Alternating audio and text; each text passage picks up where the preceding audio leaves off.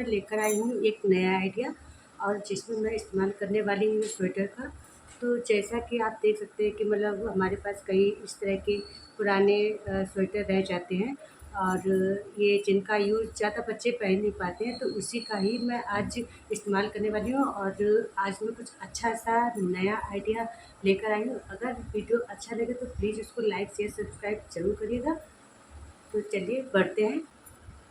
इसका जो फैब्रिक है वो काफ़ी गक्स है, मतलब बहुत अच्छा फैब्रिक, मतलब ये काफ़ी मोटा है ये, तो काफ़ी अच्छे से इसका यूज़ हम लोग कर सकते हैं। और ये देखिए बच्चों ने ज़्यादा पहना भी नहीं है और तो इसी से ही मैं आज बनाने जा रही हूँ कुछ। तो चलिए वीडियो की तरफ बढ़ते हैं।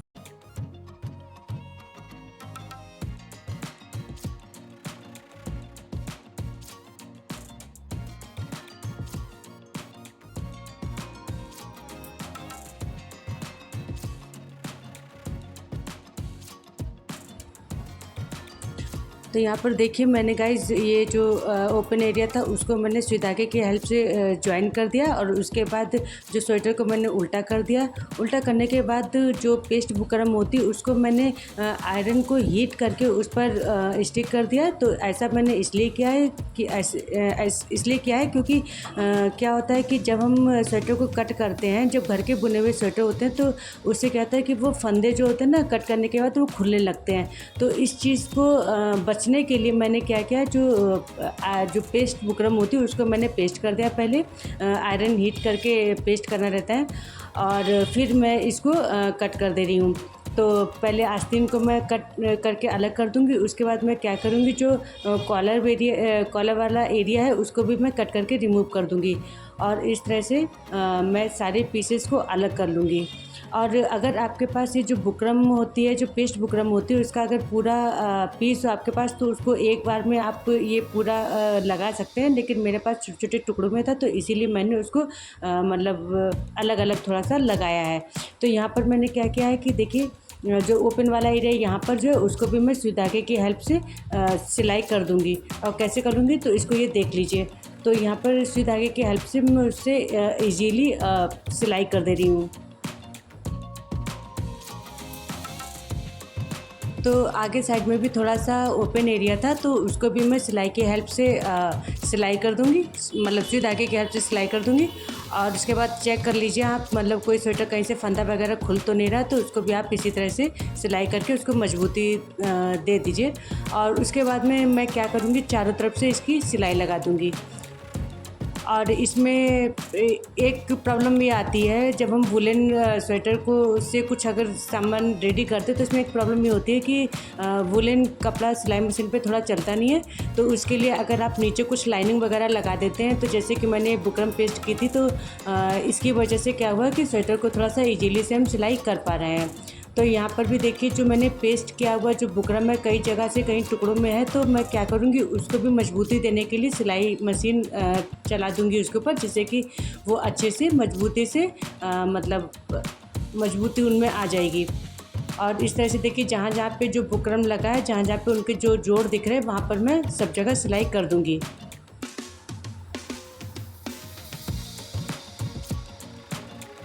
यहाँ पर गाइस मैं आपको एक चीज़ दिखाना चाह रही हूँ कि मैंने जो ये कपड़े को जो फैलाया है, तो मैंने यहाँ पर कई तरह से ट्राई की। जैसे कि मैंने इंची टेप की हेल्प से मार्क किया, मैंने स्केल की हेल्प से मार्क किया। तो देखने में तो काफ़ी मतलब ये एकदम सही नाप आ रही थी, लेकिन उसके बाद में भी मैं जब मार्क करने के बाद मैं मतलब ओवरऑल देख रही थी तो मुझे जो रेक्टेंगल पीस मुझे सही नहीं लग रहा था। मतलब मेरा सही से निशान, मतलब कपड़ा एक जो सही रेक्टेंगल होना चाहिए वो नहीं बन पा रहा था। तो उसके लिए मैंने कई तरह से ट्राई किया, लेकिन फिर जब नहीं हो पाया तो मैंने फिर एक ट्रिक लगाई और उसके लिए मैंने क्या किया, मैंने लिया है फिर एक चार्ट पेपर। तो उसको मैं भी दिखाती हूँ। तो मैंने फिर क्या किया, एक चार्ट पेपर लिया और मैंने ये जो चार्ट पेपर है 28 बाई 18 का लिया है। तो मैंने जो पेपर लिया वो 28 बाई 18 का है। तो चार्ट पेपर पे क्या हुआ कि वो एकदम चार्ट पेपर तो एकदम अच्छी नाप का होता है, तो उस पर मुझे इजीली ये नाप मैंने इस नाप से मैंने उसको कट कर लिया।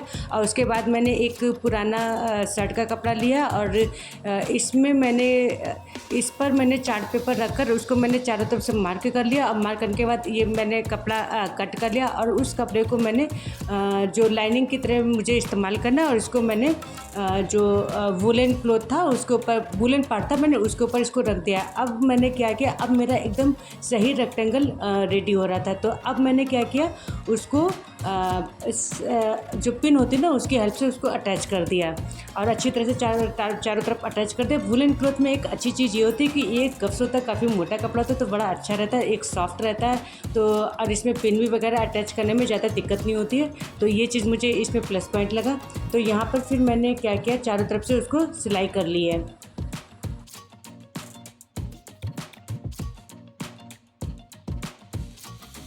तो यहाँ पर देख सकते हैं मेरा काफ़ी अच्छा रेक्टेंगल पीस ये रेडी हो गया है। और अब क्या करेंगे, इसका जो वाइट पार्ट है वो मैं सीजर के हेल्प से इसको कट करके रिमूव कर दूँगी, जितना भी वाइट पार्ट है। और इसके बाद देखिए मेरा अच्छे से कितना ये रेक्टेंगल पीस रेडी हो गया है। और इसके बाद मैं क्या करूँगी, इसको मोड़ दूँगी। मोड़ने के बाद मुझे 3/2 का मार्क कर देना है। तो देख सकते हैं जैसे मैंने मार्क किया इसी तरह से आपको मार्क करना है। तो ये 3 है और ये है 2। तो यहाँ पर मैंने 2 लिया है और इस तरह से देखिए अब सीजर की हेल्प से उसको कट कर देना है। जैसे कि ये थोड़ा सा मोटा पीस हो जाता है तो अगर प्रॉब्लम होती तो मैंने क्या किया है कि इसको पहले एक ऊपर का पीस कट कर दिया, उसके बाद में फिर दोनों पीस को कट करके निकाल दिया है। तो दोनों साइड में मैंने इस तरह से मार्क के पार्ट को अलग कर देना है। और उसके बाद देखिए ऊपर से मैंने 2 इंच का मार्क किया है और मुझे क्या करना है, स्केल की हेल्प से इस तरह से उसको मार्क कर देना, लाइन खींच देनी है दोनों साइड में। और साथ ही फिर जो दूसरा साइड है उसको भी मुझे इसी तरह से मार्क करके लाइन खींच देनी है। यहाँ पर भी देखिए मैंने 2 इंच की दूरी ली और उसको नीचे कॉर्नर से उसको मिला दिया है। तो सेम मैंने चारों तरफ इस तरह से कर दिया है। और उसके बाद अब हमें क्या करना है, इन पार्टों पे सिलाई लगा देनी है। तो सिलाई मशीन की हेल्प से मैं सिलाई कर दूंगी। यहाँ पर थोड़ा सा कपड़ा, जो 2 कपड़े को ज्वाइन करना था तो यहाँ पर थोड़ा सा मोटा थिक कपड़ा काफ़ी हो गया था, तो मैंने थोड़ा खींच कर उसको सिलाई की है। लेकिन अब देखिए जो मैंने कट किया था एरिया, उसको भी मुझे अब सिलाई करनी है। तो यहाँ पर मैं आपसे एक बात और कहना चाहूँगी कि देखिए वुलन क्लॉथ में क्या होता है कि पहले आप सिलाई लगाइए, सिलाई करने के बाद उसको कट करना ठीक रहता है। इससे क्या होता है कि फंदे खुल नहीं पाते। तो यहाँ पर थोड़ी सी जो मुझे प्रॉब्लम हुई, तो मैं नहीं चाहती हूँ कि आपको वो प्रॉब्लम हो, तो इसीलिए मैं आपको ये बता दे रही हूँ। तो यहाँ पर देखिए ये देखिए मेरी सिलाई कंप्लीट हो गई। तो यहाँ पर जो कट किया था देखिए यहाँ पर भी अच्छे से सिलाई होगी। और देखिए मैंने जो किनारे से यहाँ पर भी सिलाई लगा दी है। अब जो मैंने जो सिलाई कर दी है उसको मैं सीजर की हेल्प से कट करके रिमूव कर दूँगी। अब मैंने क्या किया है, एक वाइट कलर का रिबन लिया, जो काफ़ी जो चौड़ी पट्टी आती है ना उस टाइप का ये रिबन है।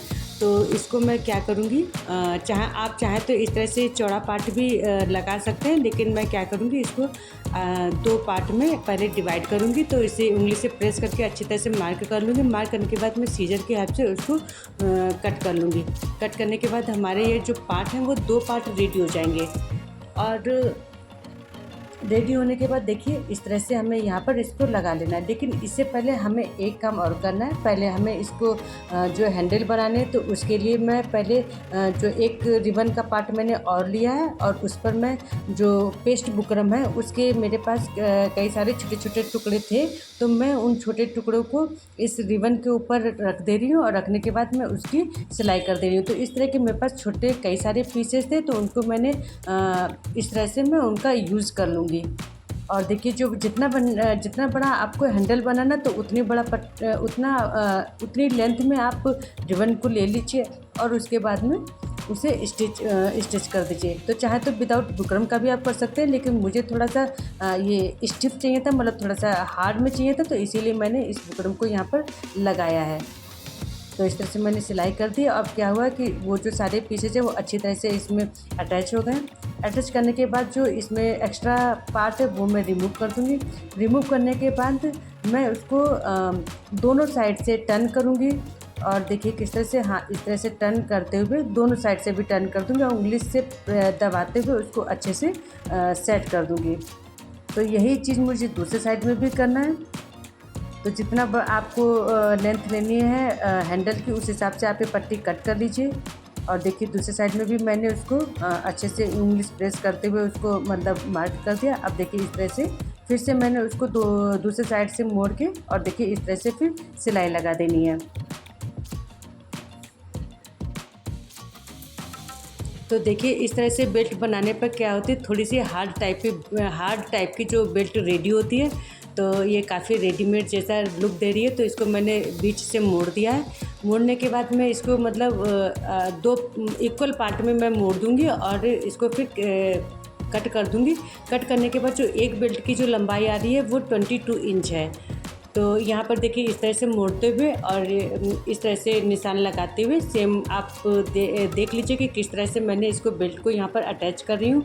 तो यहाँ पर रख कर और मैं सिलाई मशीन की हेल्प से थोड़ा सा कम से कम 2 बार 3 बार उस पर मशीन चला दूँगी, जिससे कि वो अच्छे से मजबूती से अटैच हो जाएगा।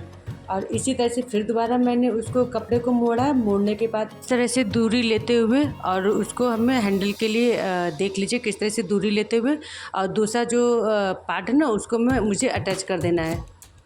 तो देखिए इस तरह से यहाँ पर मैंने हैंडल को रखा है और उसके बाद फिर मैं सिलाई मशीन की हेल्प से कम से कम 2 से 3 बार उस पर सिलाई मशीन चला दूँगी ताकि मजबूती से हैंडल अटैच हो जाए। और उसके बाद में देखिए वाइट वाला पोर्शन मैंने ऑलरेडी पहले ही उसको नीचे ज्वाइन कर दिया था और उसके बाद में देखिए इस तरह से मोड़ते हुए और उस पर सिलाई लगा देनी है।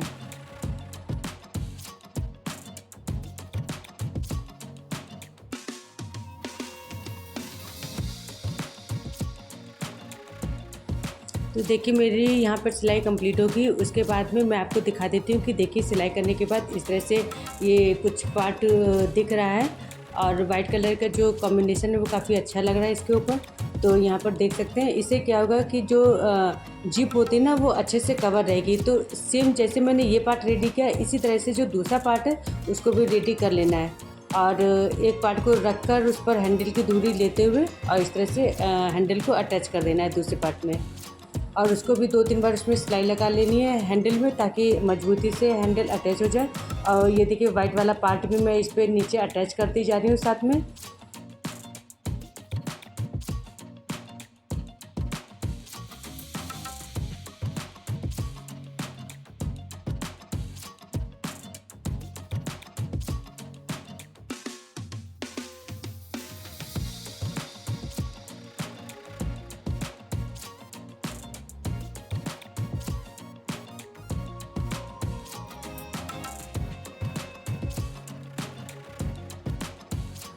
तो यहाँ पर देख सकते हैं मेरी यहाँ पर दोनों पार्ट की सिलाई कंप्लीट हो गई है और इस तरह से कुछ लग रहे हैं दोनों देखने में। और इसके बाद अभी हमें जिप को अटैच करना है। तो उसके लिए हम देखिए इस तरह से जो रनर इसमें अटैच है ऑलरेडी, इसको हम निकाल नहीं सकते। इस तरह की ये जिप है तो इस तरह की इसी को मैं अटैच कर रही हूँ। तो जिस तरह से मैंने सिलाई लगाई इसी तरह से आपको सिलाई लगानी है। तो यहाँ पर जिप का जो एक पार्ट है वो अटैच हो गया सिलाई करके। अब जो दूसरे पार्ट में सेम इसी मेथड से जिप का जो दूसरा पार्ट है वो दूसरे वाले पार्ट में अटैच कर लेना है। तो यहाँ पर देख सकते हैं मेरी जिप जो है वो अटैच हो गई, मतलब उस पर मेरी सिलाई कंप्लीट हो गई है। और यहाँ पर मैं दिखाती हूँ कि किस तरह से वो लुक दे रही है। और यहाँ पर जो जिप है उसको रनर को हम बाहर नहीं निकाल सकते हैं, यहाँ पर ये अटैच रनर है इसमें। तो जिप यहाँ पर कंप्लीट हो गई। उसके बाद में अब क्या करूँगी, जो इस तरह का जो एरिया जो ओपन एरिया जिसे हमने कट किया था उनकी भी अभी सिलाई लगानी है। और यहाँ पर जो एक्स्ट्रा जो जिप वाला पोर्शन था वो मैंने कट कर दिया है। तो जो भी पाइपिंग वाला था एक्स्ट्रा वो भी मैंने कट कर दिया। तो यहाँ पर देखिए मेरी एक पार्ट की तो सिलाई कंप्लीट हो गई और दूसरे पार्ट में अभी सिलाई लगानी है। तो सिलाई मशीन की हेल्प से आप उसको लगा सकते हैं। ये दो पार्ट काफ़ी मोटे हो जा रहे हैं तो हो सकता है कि सिलाई में आपको दिक्कत हो। तो मेरा भी ऐसा हुआ था तो मैं ये बता रही हूँ क्योंकि मेरा कहीं कहीं पे सिलाई छूट गई है, मतलब ओपन एरिया वो रह गया। तो मैं सुई धागे की हेल्प से उसे क्या करूँगी, मजबूत कर लूँगी। तो इस तरह से अगर चाहें तो आप मतलब मशीन भी चला सकते हैं, नहीं तो जहाँ पर आपको लगे बहुत मोटा पोर्शन है जहाँ सिलाई नहीं चल पा रही है तो वहाँ हाथ से भी सिलाई कर सकते हैं। तो इससे हाथ से सिलाई करने पर उस पर काफ़ी ज़्यादा मजबूती हो जाएगी। और उसके बाद में देखिए जो इस तरह से इस जो ओपन पार्ट है इसको भी मुझे अटैच कर लेना है। तो यहाँ पर भी सेम मैं सुई धागे की हेल्प से ही मतलब हैंड से ही स्टिच करूँगी। और यहाँ पर देख सकते हैं जो चैन वाला जो कॉर्नर वाला एरिया है तो ये ओपन है अभी, तो इसको भी मैं सुई धागे की हेल्प से उसको अटैच कर दूँगी। तो यहाँ पर क्या होता है कि जब हम हाथ से किसी चीज़ को सिलाई करते हैं तो वो उस मतलब सिलाई मशीन की अपेक्षा वो काफ़ी मजबूती से सिलाई हो जाती है, क्योंकि हम उस पर कई बार एक चीज़ को मतलब सिलाई को दोहरा देते हैं तो काफ़ी मजबूत हो जाती है। तो यहाँ पर मैं देखिए ओपन वाला एरिया है, इसी तरह से मैं मतलब हाथों से सिलाई करके उसको अच्छे से जॉइन कर दूँगी। तो यहाँ पर जो चैन का जो दूसरा हिस्सा है, दूसरा कॉर्नर है, उसको भी सेम इसी मेथड से दबाते हुए इसको बढ़िया से मतलब ऐसा ना हो कि आगे पीछे हो, मतलब समान दूरी लेते हुए इसी तरह से प्रेस करते हुए अच्छी तरह, और जो सुई धागे की हेल्प से दूसरे कॉर्नर को भी जॉइंट कर देंगे। और देखिए इस तरह से हम मजबूती से उसको स्टिच कर देंगे।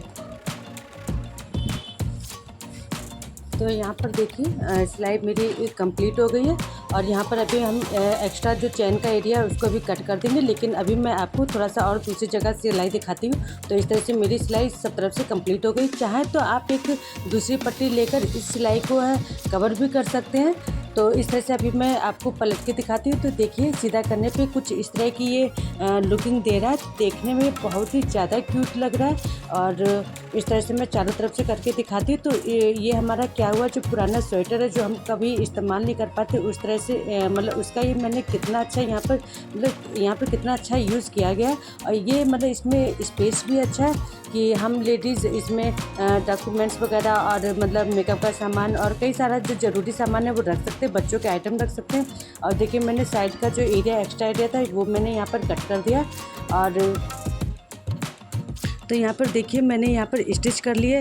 मोस्टली हमने देखा है कि हमें ये तो आइडियाज़ मिल जाते हैं कि किस तरह से हम कपड़ों का इस्तेमाल करके मतलब पुराने कपड़ों का किस तरह से रीयूज कर सकते हैं। तो प्रॉब्लम आती है कि जो वूलन क्लॉथ होते हैं उनका करने में प्रॉब्लम आती है, जिसमें जो होममेड जो वूलन स्वेटर होते हैं तो उसमें कटिंग और स्टिचिंग में बहुत प्रॉब्लम आती है, जिसकी वजह से हम उसका यूज़ नहीं कर पाते।